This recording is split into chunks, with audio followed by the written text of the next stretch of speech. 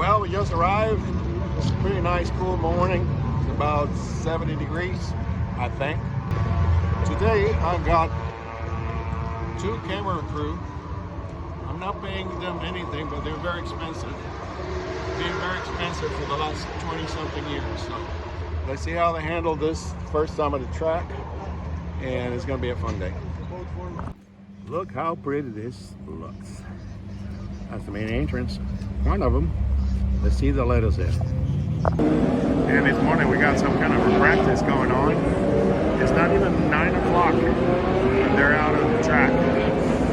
It's not the real race. It's just some kind of test, maybe.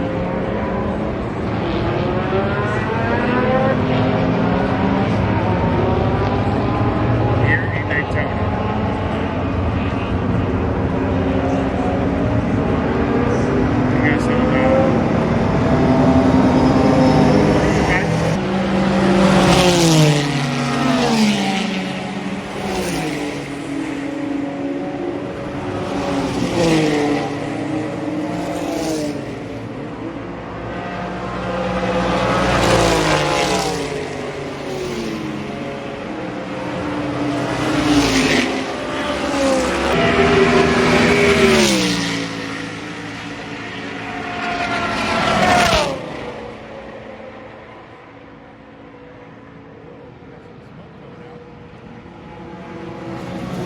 This is a big place. Humongous place. You got guest services, bathrooms, Sunoco. You got bleachers out there. Plenty of places to sit around, eat, and roam around. We got the Ford Performance Group today. They have like a mini car show here. We're gonna walk through real quick on our way to the tunnel. Usually they have exhibits right outside the track, but not today. I guess this is it. Some large cars, some classics.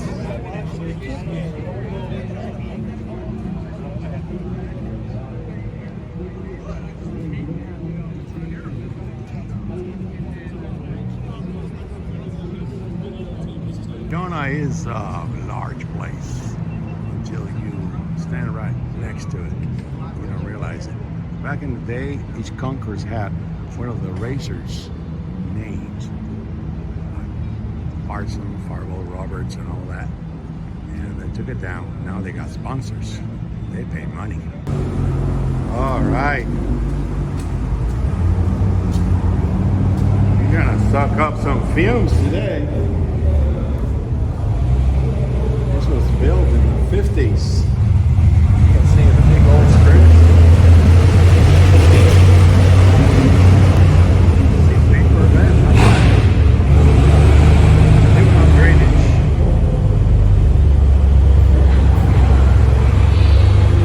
Being on 4 series. I don't see any salt. And these are the pits.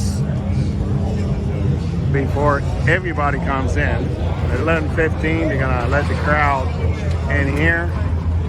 We made it through the tunnel. We already have some of the teams with the fire suits on.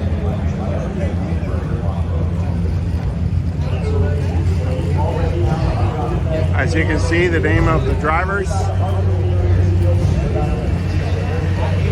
Half of them are foreign. That are getting ready for the Rolex 24.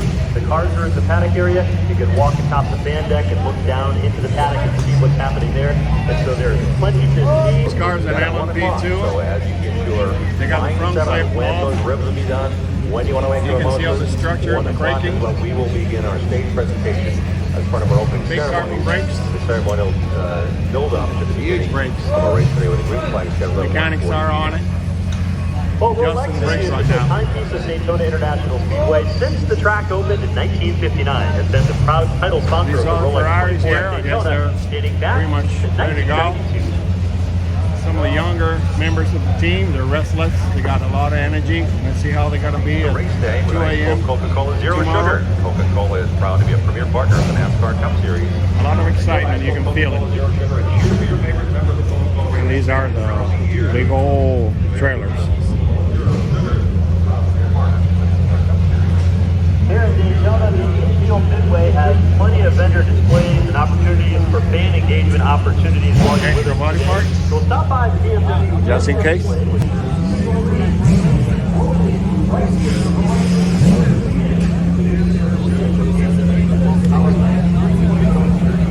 Six-cylinder BMW twin-powered turbocharged engine, producing 543 horsepower and 479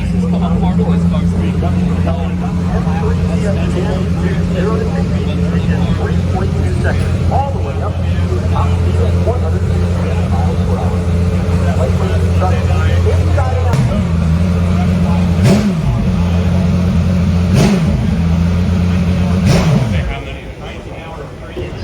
Oh my God, this is tech.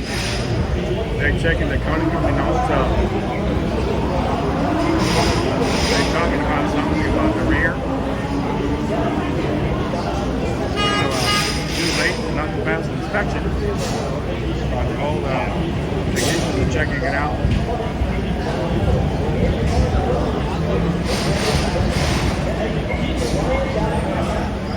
Maybe they're just talking about football. I don't know.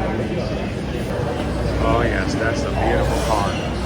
One of the top cars, one of the top contenders for the race. Number 10, kind of coming on. Oh yes, number 11. Fine tuning and everything up.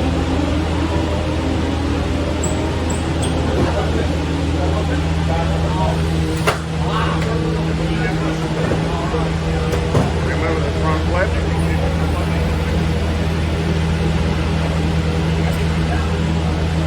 Many of the cars have similar architecture.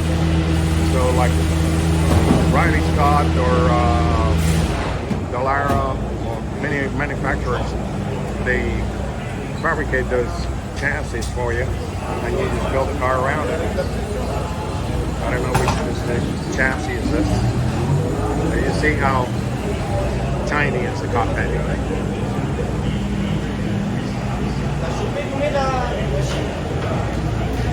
Well, that's a good looking paint out there. As I mentioned, Tortilla. I'm assuming the driver will not be driving with a giant sombrero. It's just not going to fit. Pretty narrow. Aerodynamic carbon fiber.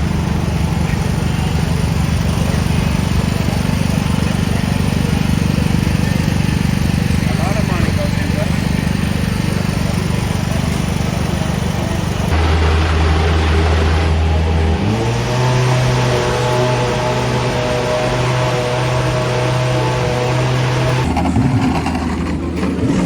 Well, racers have their own mall here also. If something breaks, they have the distributors right at hand. They cannot go to Home Depot or to AutoZone.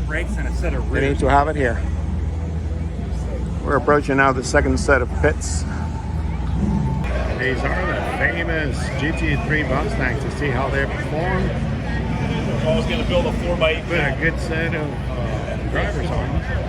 The Rockefeller is one of them. So I'm buying a lot of old equipment. A lot of these are It's going to be interesting. I run 3-phase power, so I bought a Kohler 3-phase generator.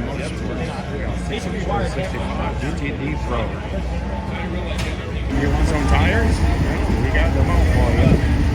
We got them all specially balanced and already marked. The white corner.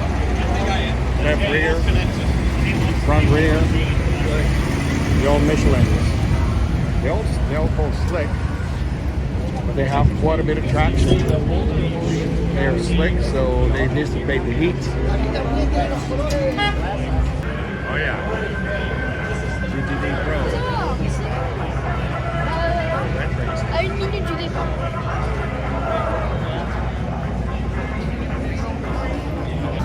Oh yeah, we got the Mustang GT. GTD is the slower track, comparable to the other classes. there is like a 30, 40 mile per hour difference between the top class and the lower one, which is very scary, and it's something that's been going on since the beginning of Daytona. You know, one of the prototypes, putting the covers away, do some last minute adjustments. That's the BMW Hybrid. It looks fantastic. And that's the other one. Penske Porsche. Been a long way since the 1960s. Camaro. We got Wayne Taylor Racing with Andretti. Wayne Taylor originally from South Africa. He is actually sort of local. He actually used to live in Buffalo Springs, here near Oregon. Now he's 2 sons run. And here we go, contenders for the 24 hours. And this is the best representation of the 4 different classes going on today. You got the GTP, LMP2, GTD Pro, and GTD. And there is a big difference. Look at this, a mile per hour, top mile per hour about 175, and prototypes are 210. Gentlemen, ladies, we're talking about over 25 miles per hour difference. And on track, that could be a problem, especially late at night. So the prototypes basically built up, carbon fiber body. The frame is usually carbon fiber in combination with chromoly steel. And GTs are actual cars bought and modified for the race. Oh yes, and we got the vintage racers. Vintage for some people. I mean, this is still a pretty quick car. But this, oh yes, it's a 1970s Porsche. Used to be Culverts.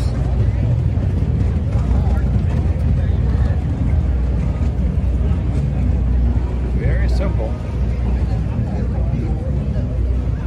Fairly clean. Oh yeah, this is Porsche galore. Donnie Sullivan. Golly. Donnie Sullivan actually won the Indy 500 also. This is a mostly American team. Driving a BMW. Ruby Tuesday with a lot of drivers who drove this one. Like Rockefeller, which is racing today. Lucas Lord, that's for a long time ago. Lucas, Andy Wallace. He have won this race several times.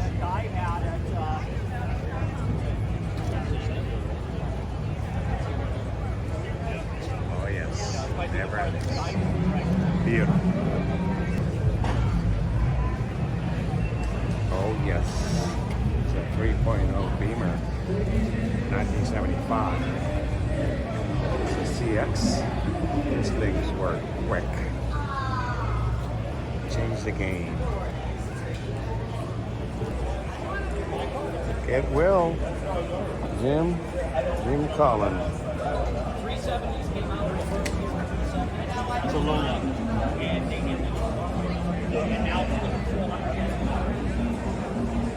An old Porsche.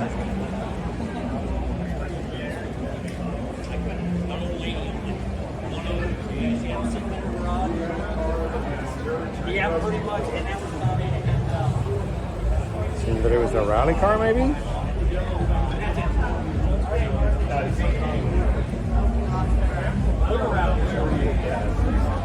I love it.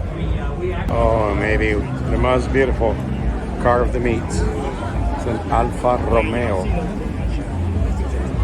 gentleman with the last name of DeSantis, the same last name as our governor. Oh, yes. Stock showroom class, back in the old IMSA days.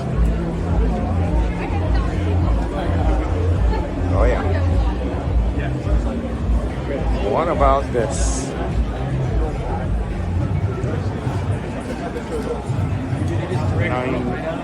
935 turbo. Yeah, these puppies rocked the world back in the late 70s. Love the BBS wheels with the reflectors.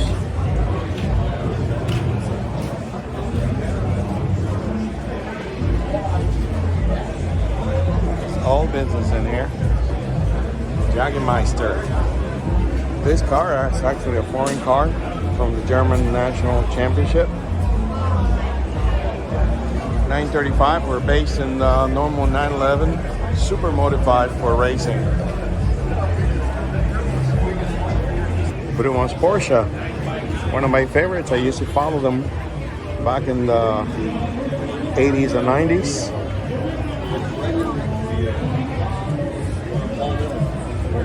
They won this race many times. The Jagermeister. It looks a little newer and more aerodynamic.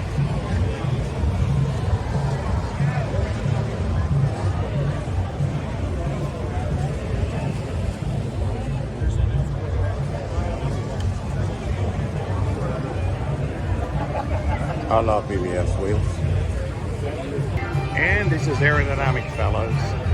We got a lot of pressure. The whole car is actually winged.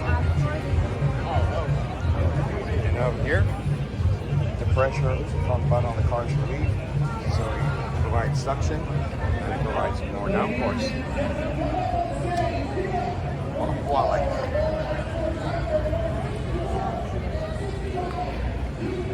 Oh yes.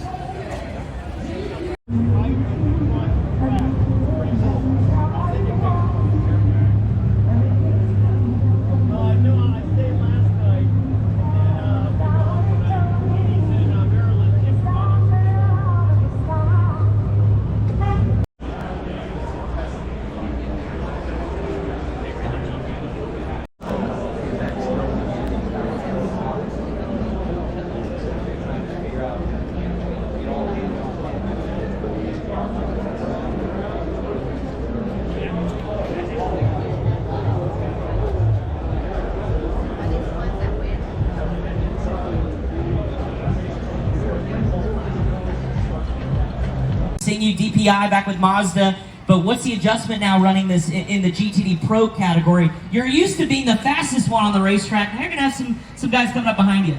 Yeah, definitely get used to looking in the mirrors and the rear view camera a lot more now. But you know, over the past 10 years, I've been in prototypes and in GT racing. I think doing both makes you better in both because you understand the mentality of the different class. So when you're a prototype driver, if you only do prototypes, all you're thinking about is GT traffic, get out of the way, get through. But when you've driven a GT car, you're a lot more understanding of how much heavier the cars are, how much less downforce they have, and once you're sort of set the trajectory on the exit of a corner, you can't really change that. And so again, now I'm in a GT car, I know that the prototypes are going to be trying to get past as quick as I can, and I know a few little tricks in certain places. If it's really like sort of do or die into a corner, you can just sort of defend ever so slightly, and it just says to the prototype driver, do you know what, I'll pass you on the exit instead. And at the same time, I know I can sort of see when the car's coming and get out the way a little bit more as well. So I think it's a big advantage doing both.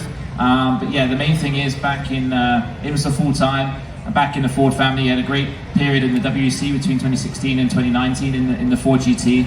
And honestly, it feels like a family, it feels like I never really left. And yeah, as soon as this Ford program was announced, it was basically a done deal straight away. So yeah, super excited to be back. You see by the dawn's early light what so proudly we hailed at the twilight's last gleaming, whose broad stripes and bright stars through the perilous fight. J.K. Siegel and Motorsport Porsche overtook him, but they did get it going. Another water bottle flying up, guys. This is a dirty pit lane already. Shit, Adam and That's Nick Damon in the first part of the run. Time to bring the biggest sports car community in the world together. We're going racing for the 60-second Rolex 24 Hours of Daytona, and it's live.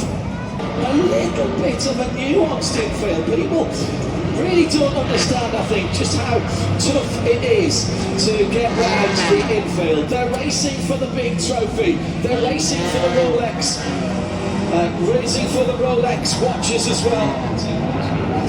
We're just inland, as I say, from Daytona Beach with this circuit that has so much history down through the years. It's one of the NWA machines just not getting off the pit lane here. Down through turn one, into the infield. And it's trying to creep away. That's the people not quite sure who's starting now. Got the map over on the ground here, an engine note. And again, it looks the road for the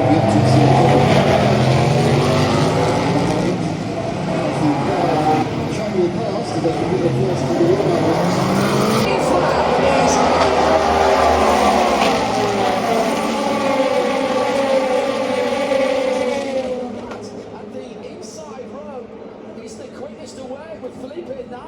trying to make good on the outside. He was on the inside of row 2 and he's trying to come round, and here comes the outside of the second row. Down the inside.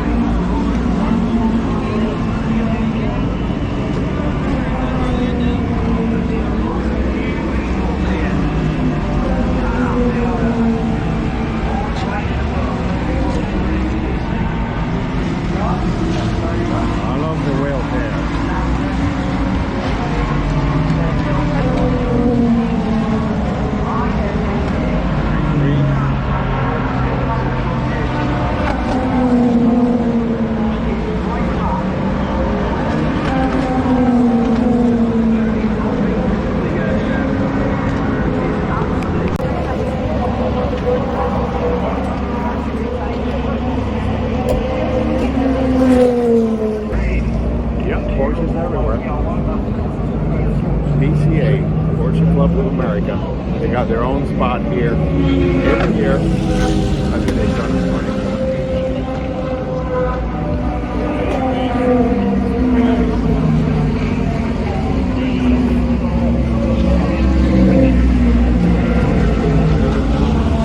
That's a cool looking layout.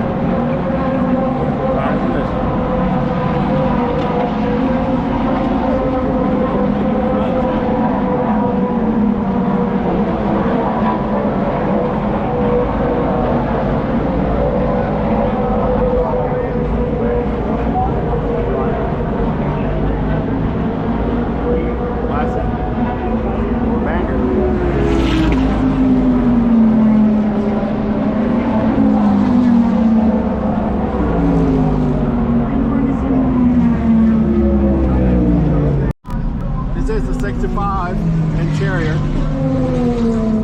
Look at the wheel, it's immaculate. You actually got quite a bit of room.